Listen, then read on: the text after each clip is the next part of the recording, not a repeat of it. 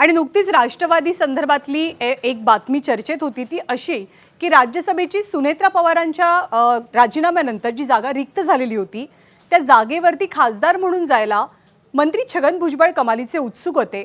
परंतु छगन भुजबळांची एक अट होती की छगन भुजबळ दिल्लीत गेल्याच्या नंतर पुतणे समीर भुजबळांना मंत्रिपद राज्यात मिळावं। पण तातडीनं फेरबदल याविषयी करण्याबाबत भाजपकडनं निर्णय झाला नाही आणि भुजबळांची राज्यसभेवरती वर्णी लागली नाही।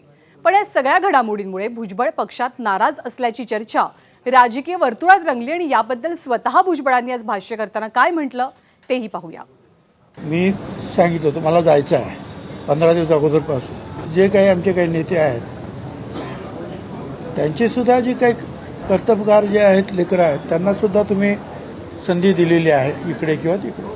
मला राज्यसभेत ते काय 2 वर्षाचं आहे ते मी जातो आणि इथे जे आहे समीर भाऊ यांना आपण मंत्री करूया। परंतु तो पिरियड जो आहे कम्युनिकेशन गॅपचा तो फार कमी होता। एबीपी माझा, उघडा डोळे बघा नीट।